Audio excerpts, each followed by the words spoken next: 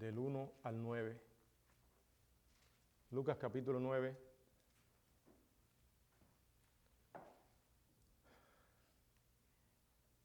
Del 1 al 9.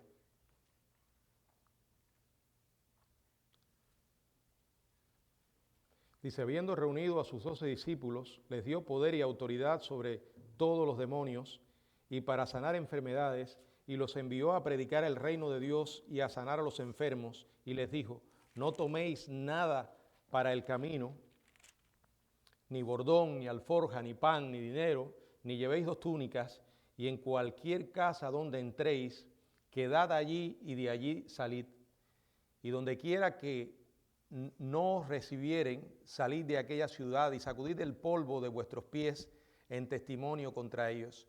Y saliendo, pasaban por todas las ciudades, por todas las aldeas, anunciando el evangelio y sanando por todas partes.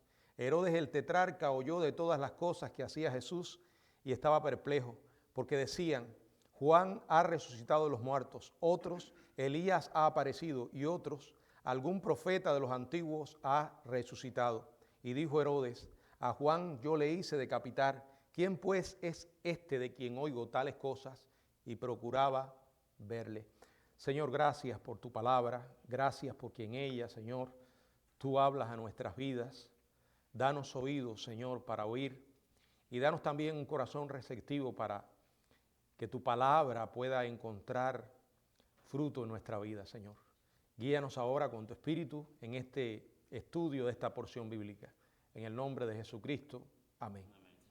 Pueden sentarse, hermanos. Continuando con esta serie del Evangelio de Lucas, estamos en el capítulo 9, del 1 al 9, un pasaje que nos habla del mensajero cristiano. El mensajero cristiano. Es un pasaje que registra la misión que Jesús encomendó a los 12 discípulos. Pero todos los que hemos leído toda la Biblia, específicamente Mateo capítulo 28, donde aparece la gran comisión, sabemos que como cristianos tenemos también la responsabilidad de actuar como mensajeros de Cristo. Es el Evangelio el que debe ser proclamado, es el Evangelio el único medio a través del cual las personas pueden conocer a Dios y es nuestra responsabilidad predicarlo. Tras salir de Nazaret, Jesús continuó el viaje alrededor de Galilea, enseñando en las aldeas, hasta que comisiona a los 12 discípulos. En este momento, Lucas retoma la narración, aunque ya se les había nombrado como apóstoles, los 12 aún no estaban apartados del grupo más grande de seguidores y de discípulos. Ahora el Señor reúne a sus 12 discípulos con el propósito de enviarlos de acuerdo a su promesa de hacerlos pescadores de hombres.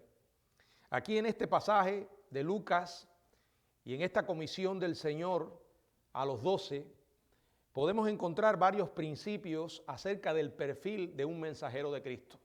Y eso nos ayuda a mirarnos en este espejo y a evaluar nuestras propias vidas como mensajeros. Entendamos esto, aun cuando el Señor llamó a 12 de una manera muy específica, Dios nos llama a todos a proclamar las buenas nuevas de salvación.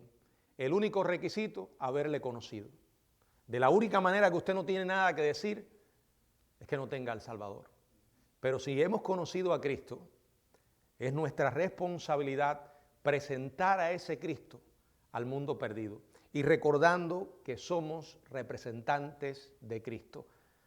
Todo lo que Dios nos manda hacer, no lo hacemos en nuestras capacidades, en nuestras propias fuerzas, lo estamos haciendo en el poder del Señor. Por eso, al analizar un mensajero cristiano, vamos a poner énfasis en la obra que éste hace, que siempre es en Cristo. Recuerden, Él dijo, separado de mí, nada podéis hacer. Y si genuinamente queremos tener éxito en esta tarea, debemos depender del poder del Señor. En primer lugar, un mensajero cristiano predica el Evangelio de Cristo. La Biblia dice en Lucas capítulo 9, verso 2, y los envió a predicar el reino de Dios. Ellos fueron enviados con un propósito específico, con una misión detallada.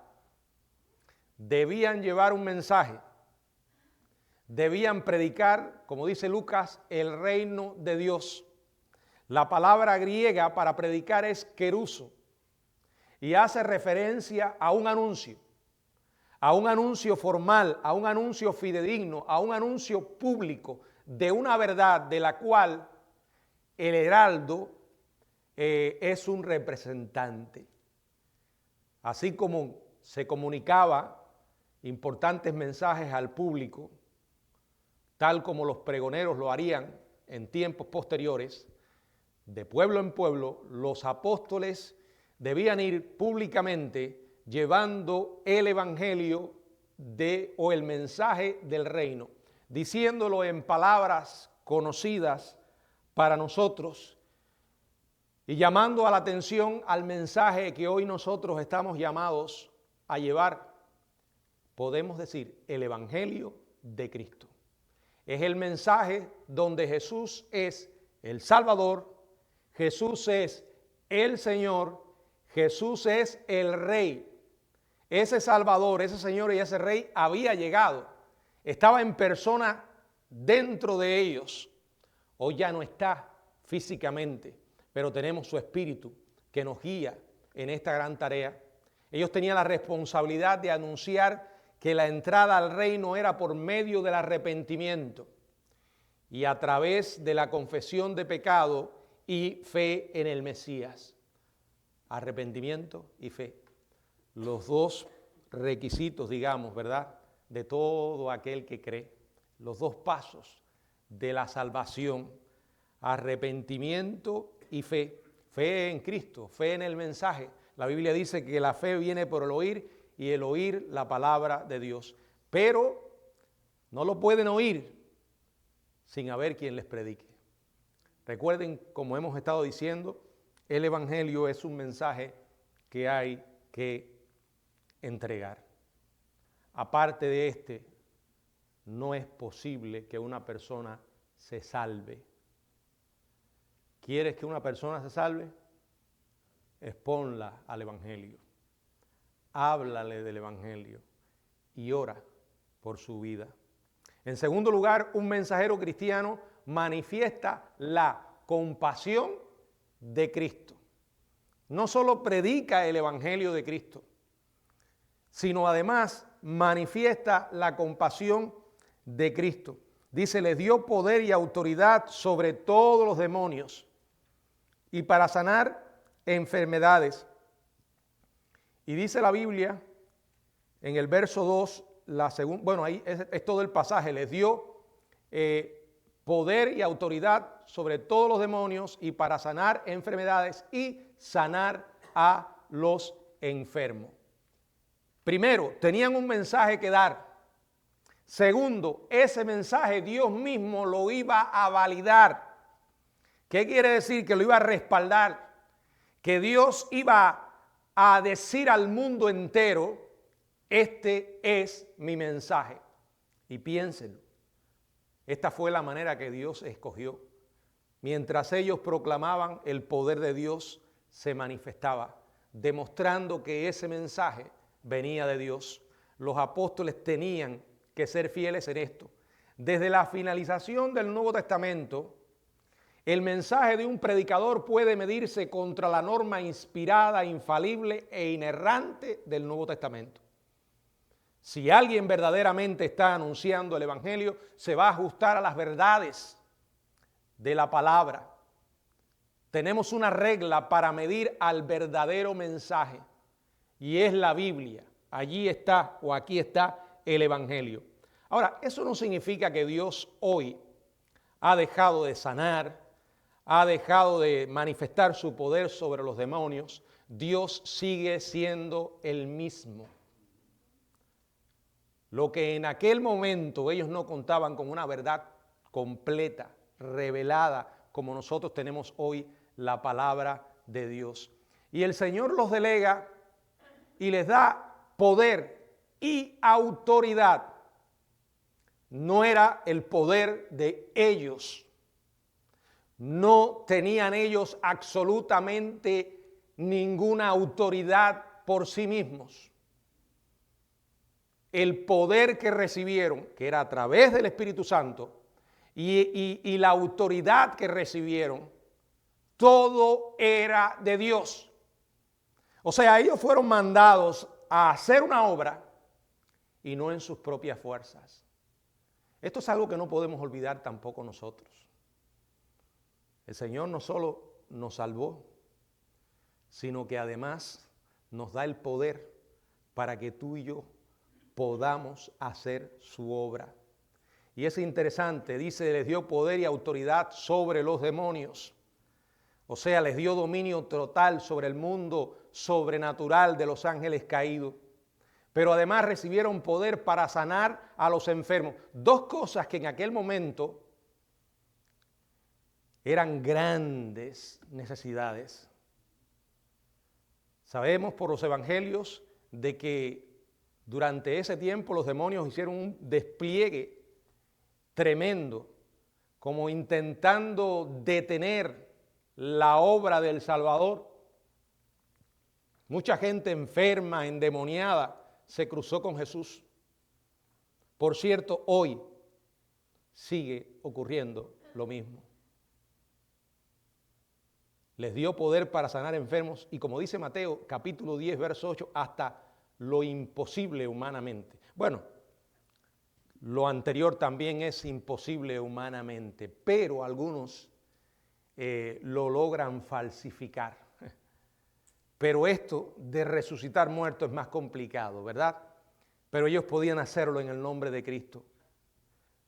Y todo lo que hacían con estas señales era manifestar que eran mensajeros de Dios, que estaban predicando su verdad. Y es realmente curioso e interesante que el Señor haya escogido hacer estas señales, estos milagros, específicamente los de sanidad, para aliviar el sufrimiento humano. En otras palabras, ellos estaban manifestando además la compasión de Cristo, la compasión de Dios, el Dios compasivo por los necesitados, por los afligidos, demostrando que por naturaleza Él es un salvador y liberador, incluso en un ámbito temporal y físico. Ese es también nuestro Dios. Número uno, como mensajeros cristianos tenían que llevar el evangelio de Cristo.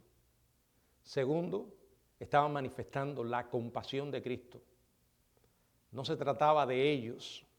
Todo lo que hacían era resultado de la obra sobrenatural de Dios.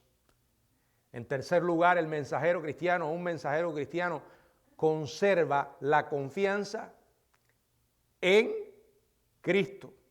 Dice el verso 3, y les dijo, no toméis nada para el camino, ni bordón, ni alforja, ni pan, ni dinero, ni llevéis 2 túnicas.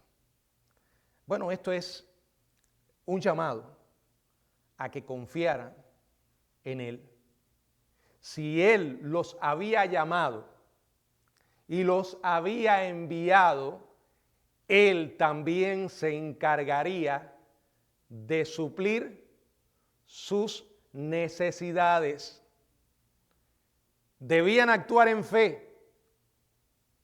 Debían confiar en que Dios no los iba a abandonar. Y es interesante que eso es exactamente lo que el Señor prometió en la Gran Comisión. Vayan, lleven el mensaje y les hace esta extraordinaria promesa. Yo estoy con vosotros todos los días. No estamos solos. La Gran Comisión es muy familiar, la conocemos, es una de las primeras cosas que aprendemos en el andar cristiano. pero una tarea imposible para nosotros, humanamente, si no fuera por el poder de Dios, si no fuera por la presencia de Jesucristo en la persona del Espíritu Santo con nosotros todos los días. Aquí Él les dice, no lleven nada para el camino, o sea, la ropa que llevaban puesta. No se carguen de exceso de equipaje. No debían llevar bordón, el bordón era el bastón. Estos bastones eran usados para franquear los caminos de tierra de Israel y para evitar caerse. Y además se podía convertir en una defensa contra los ladrones. En Marcos capítulo 6, verso 8, narra que el Señor les mandó que no llevasen nada para el camino, sino solamente bordón. Estos dos pasajes indican que el Señor les estaba prohibiendo llevar un bastón extra. Con uno era suficiente. Debían llevar alforja. Esta era posiblemente era una bolsa que portaban los pordioseros y maestros itinerantes, donde guardaban y transportaban el dinero que recaudaban. Y Él le dice que no debían llevar alforja. Ellos no iban en una misión de acumular cosas materiales. No había necesidad de que ellos llevaran pan o dinero. Mateo 10:9 dice, de oro, ni plata, ni cobre en cintos. Así como no debían tampoco llevar un bastón adicional, tampoco debían llevar 2 túnicas, ni un par de sandalias. Mateo 10:10 dice. En fin, hermanos, es un llamado a depender totalmente de la provisión del Señor para las necesidades. Él sabe de qué cosas tenemos necesidad antes que nosotros le pidamos. La Biblia nos recuerda en Mateo, en el capítulo 6, bueno, es un pasaje muy conocido, por tanto, verso 25, os digo, no os afanéis por vuestra vida, qué habéis de comer o qué habéis de beber, ni por vuestro cuerpo, qué habéis de vestir. ¿No es la vida más que el alimento y el cuerpo más que el vestido? Mirad las aves del cielo que no siembran, ni ciegan, ni recogen en granero, y vuestro Padre Celestial las alimenta. ¿No valéis vosotros mucho más que ellas? ¿Y quién de vosotros podrá, por mucho que se afane, añadir a su estatura un codo? Y por el vestido, ¿por qué os afanáis? Considerad los lirios del campo, cómo crecen, no trabajan ni hilan, pero os digo que ni aun Salomón con toda su gloria se vistió así como uno de ellos. Y si la hierba del campo que hoy es y mañana se echa en el horno, Dios la viste así, ¿no hará mucho más a vosotros, hombres de poca fe? No os afanéis pues diciendo, y ahí menciona necesidades, ¿qué comeremos, qué beberemos, qué vestiremos? Porque los gentiles buscan todas estas cosas, pero vuestro Padre Celestial sabe, Él no necesita que nosotros le digamos. ¿Por qué oramos? Nuestra oración no es para informarle a Dios algo que no sabe. Es simplemente porque Él nos dijo, pedid y se os dará. Pero antes que nosotros nos pongamos de rodilla o comencemos la oración, ya Dios sabe. Y no solo lo sabe, sino que además ha prometido suplir nuestras necesidades. La cuestión es, ¿lo creemos o no lo creemos? Es más, su prioridad es, búscame primero a mí. No te dejes engañar por el diablo mirando lo que necesitas horizontalmente. Comienza buscando a Cristo. ¿Y saben qué? Él es nuestra mayor necesidad. Si tenemos a Cristo, buscad primeramente el reino de Dios y su justicia, y todas estas cosas os serán añadidas. Y lo que dije hace un momento, lo diré en las palabras de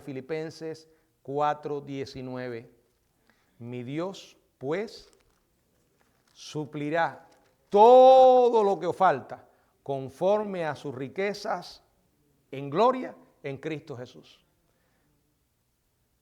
Si has tomado el camino de la obediencia al Señor, llevando adelante su mensaje, proclamando la verdad del Evangelio, tus necesidades el Señor las conoce.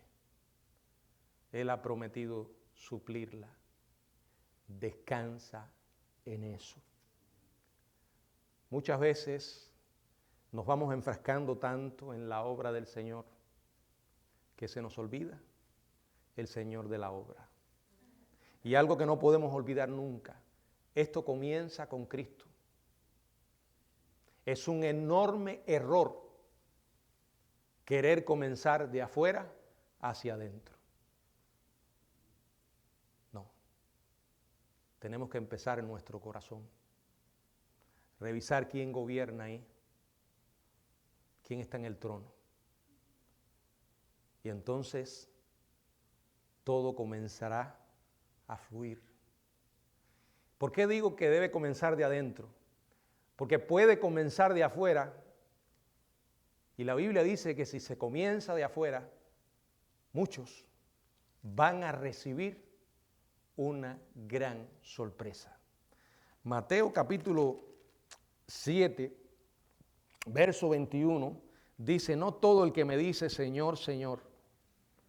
Aquí el énfasis está afuera,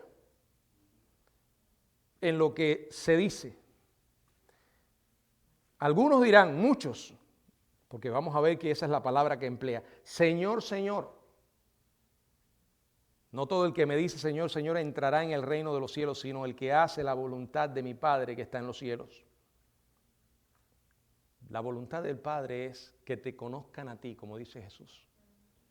Todo comienza con Cristo y continúa con Cristo. Dice, muchos me dirán en aquel día, Señor, Señor, y presten atención, ¿no profetizamos en tu nombre? En tu nombre echamos fuera demonios y en tu nombre hicimos muchos milagros. Y es realmente curioso que lo que aquí se menciona son precisamente las mismas obras o las mismas señales que Él mandó a hacer a los discípulos. Y la idea es que una persona puede estar haciendo esto y estar perdida, porque esas obras no nacen de un corazón transformado. Fíjense que dice, entonces les declararé, nunca os conocí, apartados de mí, hacedores de maldad. Aquí él no está describiendo gente que estaba fuera de la fe o fuera de la obra. Eran personas que estaban dentro de la obra, que estaban haciendo la obra, pero no conocían al Señor de la obra. Y vuelvo, todo comienza desde adentro. En cuarto lugar, un mensajero cristiano demuestra contentamiento, y vuelvo otra vez a las dos palabras clave, en Cristo. Primero, un mensajero cristiano proclama el Evangelio de Cristo. Segundo, un mensajero cristiano manifiesta la compasión de Cristo. En tercero, un mensajero cristiano conserva la confianza en Cristo. Y en cuarto lugar, un mensajero cristiano demuestra contentamiento en Cristo. No sé si van entendiendo. Todo gira en torno a la persona de Jesucristo. En Lucas 9, verso 4, dice la palabra del Señor: y en cualquier casa donde entréis, quedad allí, y de allí salid. En esa época los hoteles no existían como hoy tenemos. Y los mesones además eran sumamente peligrosos. Y a menudo un mesón no era más que un poco más que un burdel. Entonces, ¿qué? Que estos predicadores itinerantes tenían que hospedarse en hogares que los acogieran. Aquí dice, en cualquier casa que te inviten a quedarte, quédate allí hasta el final. Aquí era un llamado a establecer una diferencia entre el verdadero maestro y predicador y el falso. Porque los falsos maestros iban de casa en casa recaudando dinero de todos los que podían. ¿Verdad que la Biblia no pierde su vigencia? Porque los falsos maestros de hoy también hacen exactamente lo mismo. De la abundancia del corazón habla la boca. No importa cuánto lo disfracen. Si todos los domingos yo lo que predico acá es de dinero, de dinero, de dinero, es lo que está en mi corazón. No hay otra cosa. Si llego a manipular las escrituras para obtener ese dinero, peor aún. Los apóstoles y todos los demás cristianos necesitamos aprender a contentarnos.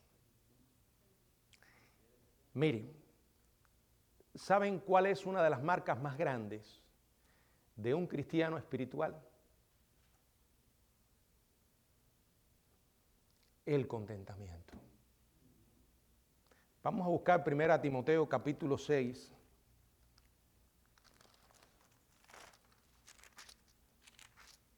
Verso 9 y verso 10. Porque los que quieren enriquecerse caen en tentación y lazo, y en muchas codicias necias y dañosas que hunden a los hombres en destrucción y en perdición. Porque raíz de todos los males es el amor al dinero, el cual codiciando algunos se extraviaron de la fe y fueron traspasados de muchos dolores. Yo quiero que presten atención acá. Es un llamado a tener cuidado. A tener cuidado con quién, con la avaricia, con la codicia. A tener cuidado con el amor al dinero. La Biblia no condena tener dinero. Y a la luz del pasaje, lo que condena es amarlo. Levantarle un trono en nuestro corazón al dinero. Y hermano, el diablo es muy astuto. Y él sabe que no puede hacer esto descaradamente. Y entonces lo hace de una manera muy sutil. Y entonces comienza una búsqueda desenfrenada por querer tener y tener más. Y los cristianos no estamos exentos de esto. Sin irnos dando cuenta, nos podemos convertir en adoradores de las riquezas. Cuando usted tiene un ídolo, cuando la gente tiene un ídolo de metal, de yeso, esos pueblos paganos, ¿qué hacen? Suelen hacerle sacrificios. A veces el dinero puede ser un ídolo tan, pero tan demandante que muchos pueden encontrarse sacrificando las cosas más importantes para agradar o para tener dinero. Y por eso Pablo advierte con esto. No es malo tener dinero. El problema es correr a él para que él supla mis más profundas necesidades. Y recuerdan que el domingo yo hablaba de esto, que las necesidades no son malas. Dios nos creó con necesidades.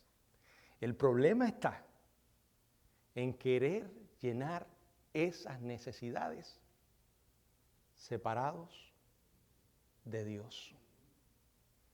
Y acabamos de leer que el Señor dice, búsquenme a mí primeramente. Y cuando lo encontramos, entonces por primera vez podemos darnos cuenta de que lo que dijo el Señor aquella ocasión, cuando dijo, yo he venido para que tengan vida y para que la tengan en abundancia, Lo dijo en serio. La vida no comienza solo en la eternidad.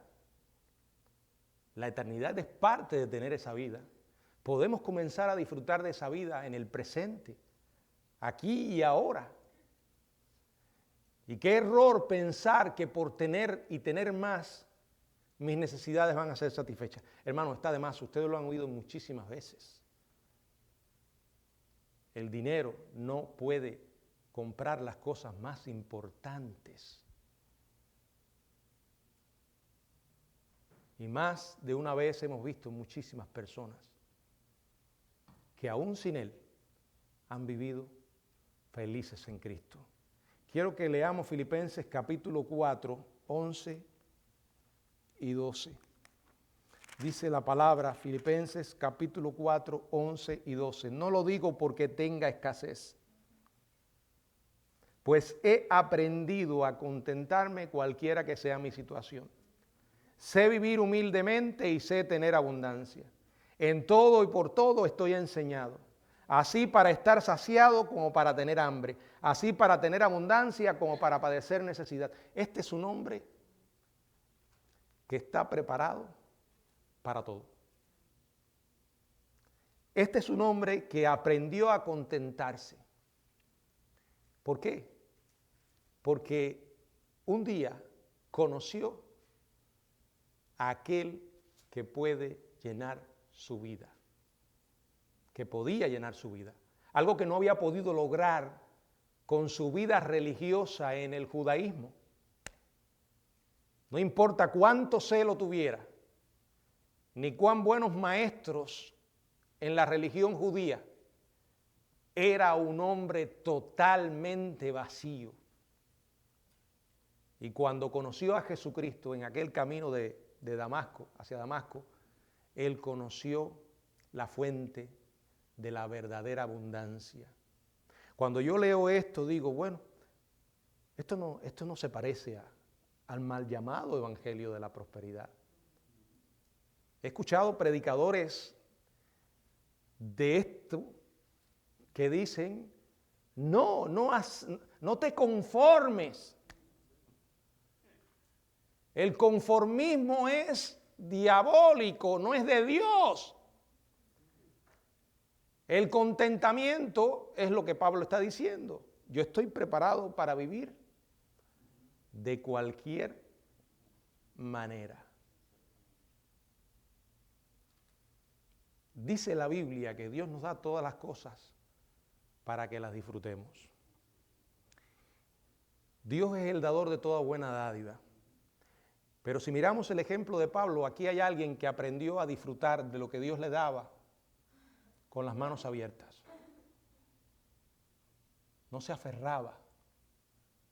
Y nuestra tendencia es que cuando comenzamos a tener dádivas, se nos olvida el dador. Y esto es una búsqueda engañosa, porque nunca vamos a tener lo suficiente. Pregúntale a alguien que ha caído en este engaño cuánto necesita más y siempre te dirá un poco más. El llamado a estos hombres era conténtense con su circunstancia, porque si yo prometí suplir sus necesidades, voy a estar en todo momento con sus vidas. En quinto lugar, un mensajero cristiano ejercita el discernimiento de Cristo. Lucas capítulo 9 nos dice también en el verso del 5 al 9, Lucas capítulo 9, del 5 al 9, y donde quiera que no recibieren, salid de aquella ciudad y sacudid el polvo de vuestros pies en testimonio contra ellos. Y saliendo, pasaban por todas las aldeas anunciando el evangelio y sanando por todas partes.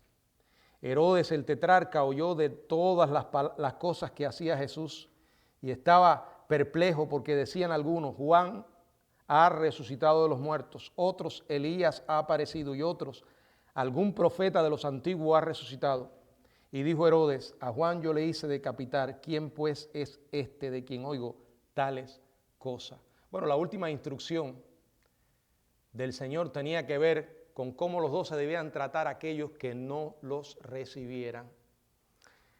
Recuerden que aunque no había venido el Espíritu Santo todavía de manera oficial, Él estaba con ellos, de la misma manera que había estado también con el Señor Jesucristo. Ellos serían mensajeros en el poder de Dios y este Espíritu también les daría discernimiento.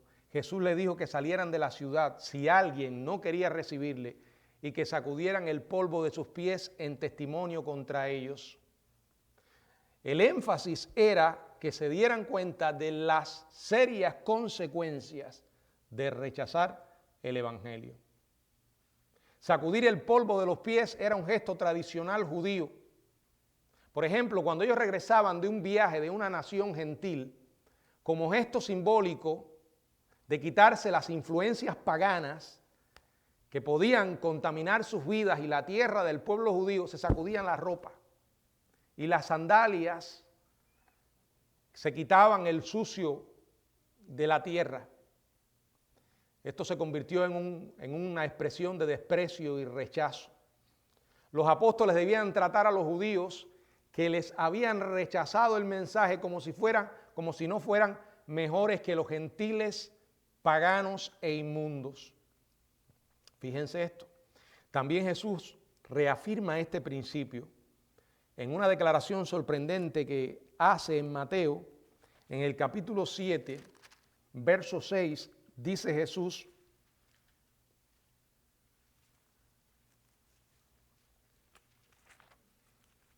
Mateo capítulo 7, verso 6 dice: no deis los santos a los perros, ni echéis vuestras perlas delante de los cerdos, no sea que las pisoteen y se vuelvan y os despedacen.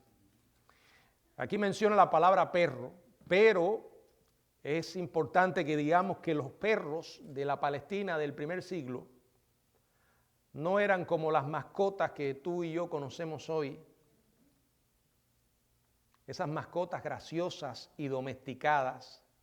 Los perros de aquel momento, aquel tiempo, eran animales carroñeros salvajes, inmundos, porque se criaban de esa manera y eran potencialmente peligrosos, podían atacar a las personas, podían ser portadores de enfermedades. Arrojar a los perros carne ofrecida en el altar del templo era una blasfemia, era una profanación. Lanzar perlas valiosas a los cerdos, que para ellos los cerdos era la personificación de los animales inmundos, era algo también inimaginable. Ambos casos el Señor los toma para ilustrar lo que es los actos de suprema insensatez. ¿Por qué? Porque para los perros no tiene ningún significado lo santo y para los cerdos tampoco, lo valioso. Entonces Cristo, usando la analogía de los perros y los cerdos, se está dirigiendo o está ilustrando a aquellos que rechazan permanentemente el Evangelio y que lo tratan con total desprecio. Hay personas que son así. No solo fueron así en la época de Jesús, cuando los apóstoles tenían que llevar el mensaje. Hay personas así hoy también, que una y otra vez rechazan al Señor, lo desprecian. Dice el Señor, hay un momento en que hay que decir hasta aquí.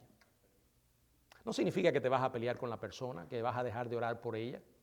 Significa que no vas a perder tu tiempo más con esa persona. Hay otros que necesitan y quieren oír. Pero lo sorprendente de esto es la identidad de los perros y los cerdos de los que el Señor advierte. Acuérdense que el Señor había mandado a los discípulos a una misión y era una misión dentro del pueblo judío. Los perros y cerdos aquí no representan a gentiles paganos e impíos, sino a los mismísimos judíos. A los mismísimos judíos ultra religiosos, aquellos que tantas veces molestaron al Señor. Digo, trataron de estorbar en el ministerio del Señor. Aquellos que una y otra vez andaban literalmente como perros tratando de devorar al Maestro. Yo no sé si usted no se ha dado cuenta de eso mientras lee los evangelios. Esa frase que tantas veces aparece en los escribas y los fariseos, los ancianos. Esa gente representaba la religión de aquella época. Esa gente decía hablar de parte de Dios. Cuando a Cristo lo arrestaron y estaban pensando en darle muerte, dice la palabra que les preocupaba contaminarse de su ley observada mientras estaban pensando en matar a un ser humano, que para ellos era un ser humano, pero era el mismísimo Dios. Aquellos que cuando el Señor quebrantaba sus tradiciones con relación al sábado, se llenaban de furia, una furia que era tan ciega que no eran capaces de ver el bien que Jesús hacía devolviéndole la salud a gente desesperada. Jesús dice a estas personas, adviértanles del juicio. Y esa expresión de quitarse el polvo de sus sandalias, de sus pies, en testimonio contra ellos, era una advertencia de juicio. Dios ha hecho todo por salvar al pecador. Pero aún así hay gente que no quiere ver. Aún así hay gente que se niega a oír.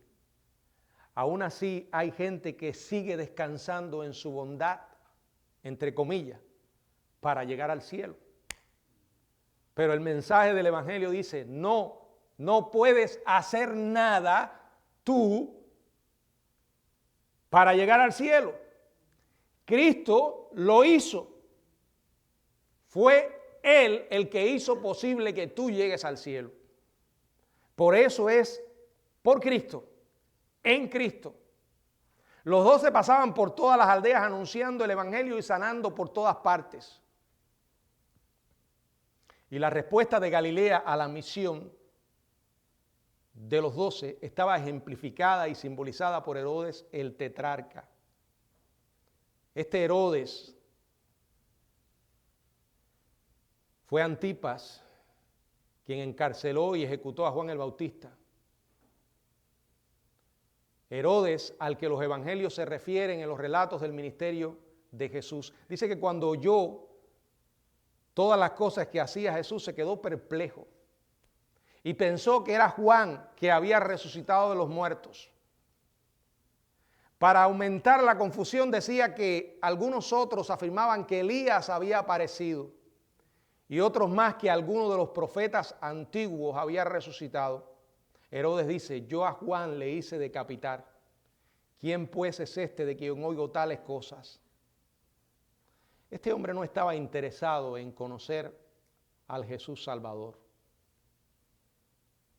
Estaba impulsado por la curiosidad y el miedo. No era una búsqueda sincera. En Lucas capítulo 13, verso 31, algunos de los fariseos advirtieron a Jesús, sal y vete de aquí porque Herodes te quiere matar. O sea, si Jesús fuera realmente Juan el Bautista, resucitado de los muertos como Herodes temía, iba a intentar matarlo de nuevo. Pero Herodes no vería a Jesús hasta que él fuera enviado como prisionero por parte de Pilato en Lucas 23, 7. Pero ni aún así iba a obtener satisfacción a su curiosidad, porque no es la curiosidad la que salva, es el reconocimiento de nuestra propia necesidad. Es el saber que delante de Dios estamos totalmente perdidos y que sin Él seguiríamos totalmente perdidos. La religión no nos puede dar la salvación. Nada que el hombre sea capaz de hacer puede llevarle a ganarse el cielo. Cuando la Biblia dice que es por gracia, eso es lo que quiere decir, un favor que no merecemos. Por eso tuvo que venir Jesús a ocupar tu lugar y el mío en esa cruz. Por eso todos los días tenemos que recordarnos a nosotros mismos, no llegamos aquí por lo bueno que somos. Porque aún el mismo Jesús dijo en una ocasión a alguien que vino a él y le llamó maestro bueno, ¿por qué me llamas bueno? No hay nadie bueno, solo uno, Dios. No es que Jesús estuviera negando que Él era Dios. Jesús estaba esperando, dándole la oportunidad a aquel hombre que dijera, pero tú eres Dios. Así que como dice Isaías, todas nuestras obras son como trapos de inmundicia. No llegamos aquí por nuestras buenas obras. ¿Y saben qué? Tampoco nos mantenemos aquí por nuestras buenas obras. No. Nos seguimos manteniendo aquí por la gracia de Dios. ¿Que tenemos una misión que hacer? Sí. ¿Que tenemos una responsabilidad que llevar adelante? Sí. Pero ni aún esa responsabilidad, ni nada que hagamos en la vida cristiana, lo hacemos solos. Y eso debemos recordar todos los días. Y cuando lo recordemos, es cuando más necesidad sentiremos del Señor. Señor, ayúdame. Te necesito. Descanso en tus promesas. Y una de tus promesas es el Espíritu Santo. Dame ese poder, Señor, para llevar adelante tu obra. Trae a mi mente el mensaje de tu palabra, que lo pueda exponer con toda fidelidad, recordando que de eso depende la salvación de la gente. Nosotros no cambiamos los corazones, pero sí tenemos el mensaje, o debemos entregar el mensaje que cambia los corazones. Y ese es el Evangelio, aquel que cambia los corazones. Y cuando los corazones se cambian, todo lo demás se transforma. Todo lo demás se hace nuevo. Que Dios nos ayude a ser mensajeros fieles de Cristo. Que el Señor nos bendiga.